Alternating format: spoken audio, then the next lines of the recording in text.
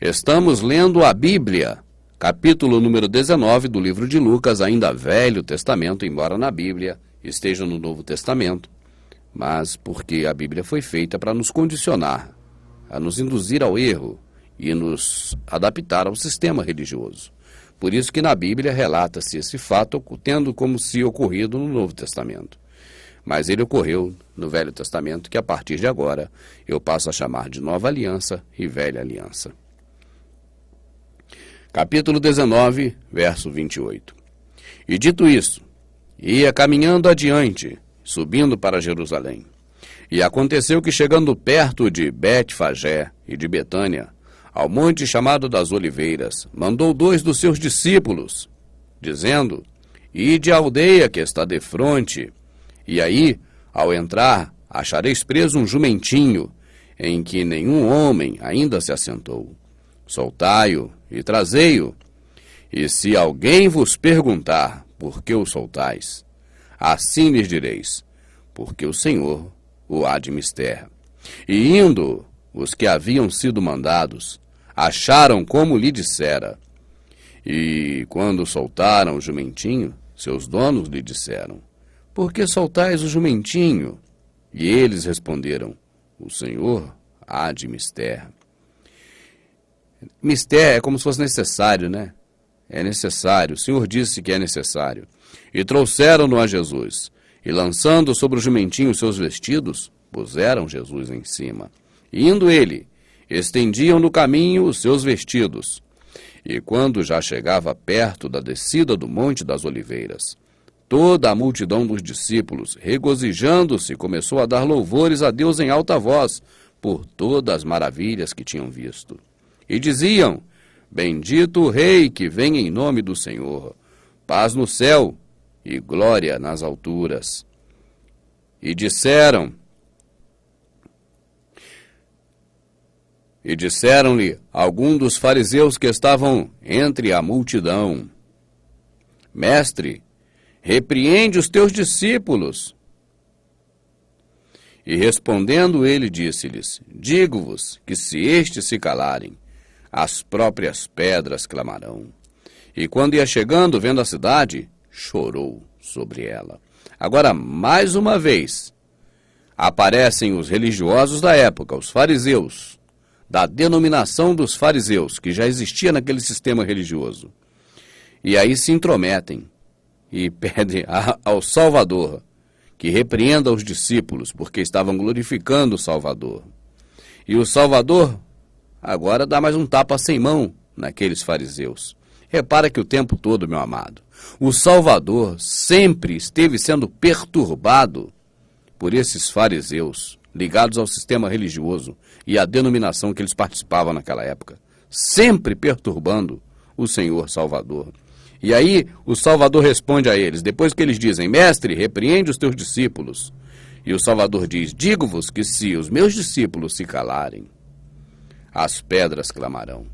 Amado, é só você hoje conhecer a sã doutrina, a verdade, aquilo que o Senhor nos ensinou, sem o invencionismo que foi colocado depois, e sem o sistema religioso, mas apenas a liberdade que há no Salvador, no que Ele nos deixou livres, livre de obrigações de ter que ir a templo, de ter que fazer qualquer tipo dessas coisas que fazem parte da religião.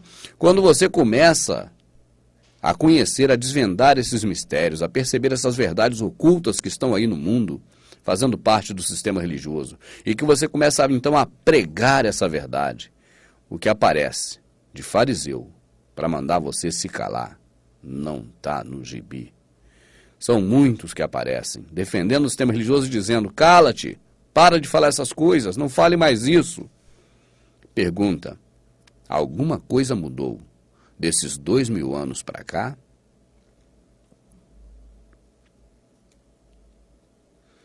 Digo-vos que se estes se calarem, as próprias pedras clamarão.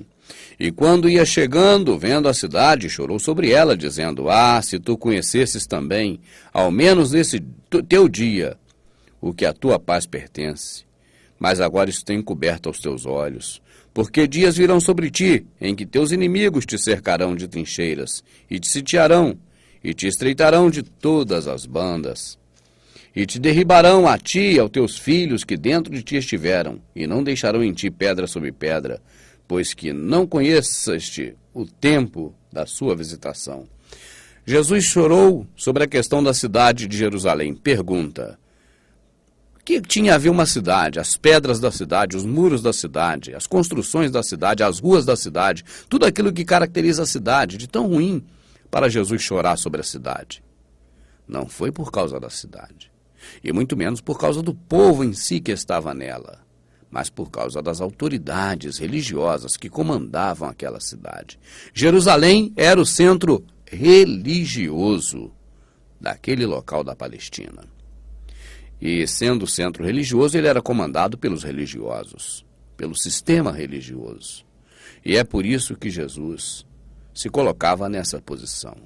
Porque, na verdade, aquele sistema religioso era contra ele totalmente. E ele dizia: tu, Jerusalém, que mata os profetas. Tu, Jerusalém, sistema religioso que mata os homens verdadeiramente de Deus. Quantas vezes quis eu, o seu Deus, ajuntar a vós, reunir, ter comunhão com os outros, amar uns aos outros, assim como a galinha ajunta seus pintinhos debaixo de si. E todos são iguais para a galinha, não há diferença entre eles, pois todos são seus pintinhos, ó Jerusalém. Quantas vezes quis eu ajuntar todos vós debaixo das minhas asas, como a galinha ajunta os pintinhos, mas vocês não são todos iguais, vocês são muito diferentes uns dos outros, porque o sistema religioso implica nessa diferença.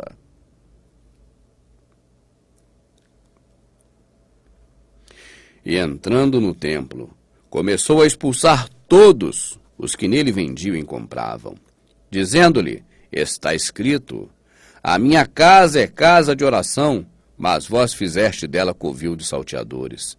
E todos os dias ensinava no templo, mas os principais dos sacerdotes, e os escribas, e os principais do povo procuravam matá-lo, e não achavam meio de o fazer, porque todo o povo pendia para ele, escutando.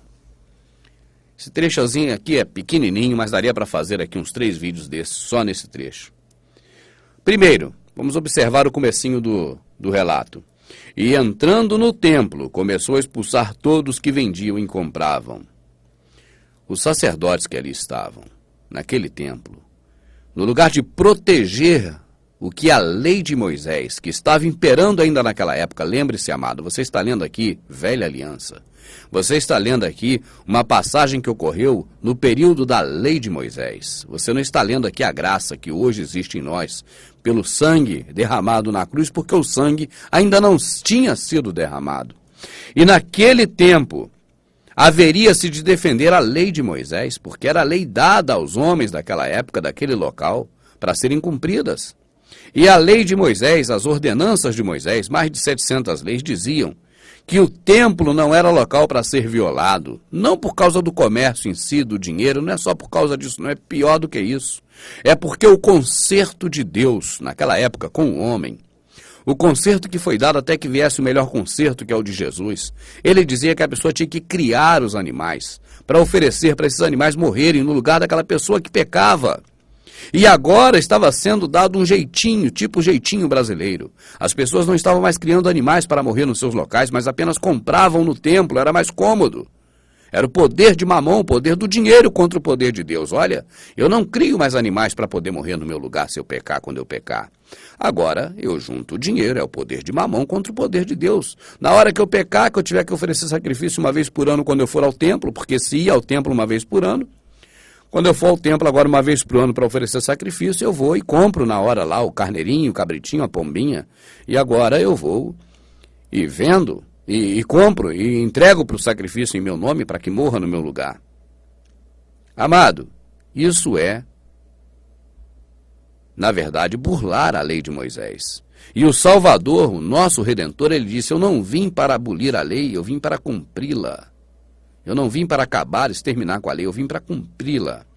Ele acabou com a lei quando ele morreu, porque já não havia mais necessidade da lei. Agora, enquanto ele estava vivo, ele era judeu, estava debaixo da lei, tinha que cumprir a lei e ainda brigava em favor da lei de Moisés, como fez neste momento. Amado, se você ler a Bíblia, achando que está lendo o tempo da graça nessa passagem, você vai estar errado completamente, induzido ao erro. Você vai ter levado um empurrão nas costas para caminhar por um caminho errado. E vai estar em alta velocidade nesse caminho. Agora, se você parar para raciocinar e ver que você está lendo aqui é Velho Testamento, é Velha Aliança, é passado, é aquele momento lá dos judeus em que eles obedeciam à lei de Moisés, você vai ver que o que o Senhor Salvador está fazendo é justamente o que ele sempre disse que faria, cumpriria a lei. E ele cumpriu até o fim e brigou pela lei.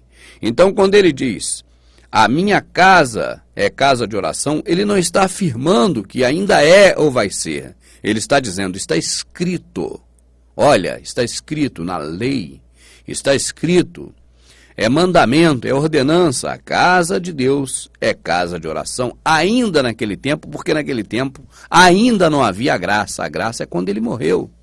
Hoje é que não precisa mais daquele templo, mas quando aquele templo existia, o Salvador defendeu sim, até aquele momento defendeu o templo, porque naquele local não era para ser vendidos objetos sagrados para fazer a redenção das pessoas, até porque aqueles animais era figura do próprio Salvador. Quando morria um carneirinho todo ano lá naquele templo, em favor do pecado de uma pessoa ou de outra, aquele carneirinho, já que aqui é Velho Testamento, é sombra das coisas futuras, é assim que Paulo diz, aquele carneirinho era a figura dele próprio, simbolizava o próprio Salvador hoje, que morreu por nós. Agora sim, hoje, 2010, 2011, 2012, 2013, tempo da graça. Você está entendendo até aqui? Entrando no templo, começou a expulsar todos aqueles que vendiam e compravam, porque aquelas pessoas estavam invalidando o conserto de Moisés, vendendo o que não era para as pessoas comprar para poder entregar como sacrifício. Era para as pessoas cuidarem daqueles animais desde a infância, da infância dos animais. Dizendo-lhe, está escrito, a minha casa, está escrito, está vendo? É no Velho Testamento. A minha casa é casa de oração, mas vós fizeste dela covil de salteadores. E todos os dias ensinava no templo. O Salvador ensinou no templo, só que isso não agradava às pessoas que comandavam o templo, até porque chegou um dia em que ele foi expulso do templo e nunca mais pôde ensinar lá. Acompanhe as narrativas dos evangelhos que você vai ver isso. Vê se eu estou mentindo. Todos os dias ensinava no templo, mas tinha um problema. O sistema religioso que comandava o templo não gostava disso, olha aqui. Mas os principais dos sacerdotes, e os escribas, e os principais do povo, procuravam matá-lo. Quem procurava matar o Salvador? Era Nero, o imperador? Não, Nero não era ele ainda, era César, o imperador de Roma. Mas era César quem queria matar o Salvador? Aqui está dizendo que era os sacerdotes. E não achavam meio de o fazer, porque todo o povo pendia para ele, escutando. Por que os sacerdotes não matavam o Salvador ainda? Porque o povo estava do lado dele.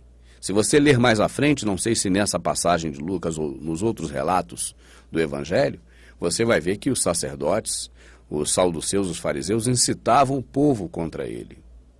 Então, esses homens incitaram o povo num período posterior contra o Salvador, para poder, assim, conseguir matá-lo. Mas até aqui, neste momento da narrativa, quando o Salvador entrou em Jerusalém, ele estava ensinando no templo. E apenas conseguiu ensinar algumas vezes no templo, mesmo ensinando coisas contrárias ao que aqueles homens estavam ensinando o povo, porque aqueles homens respeitavam a lei de Moisés unicamente e também a tradição oral, aquilo que se ensinava de tempo em tempos. Tanto que eles agregaram pela tradição oral muito mais leis às leis de Moisés, que Moisés sequer tinha escrito. Isso é assunto do Sã Doutrina número 3, tudo documentado. Vai ser muito bom o Sã Doutrina 3 que nós estamos já preparando. O tempo acabou? Então vamos seguir agora na Bíblia, no capítulo 20. Aqui está o batismo de João. Capítulo 20. Essa epígrafe é mentirosa. A epígrafe não é a escritura. A epígrafe não é a palavra de Deus. A epígrafe é o homem que colocou para nos induzir ao erro.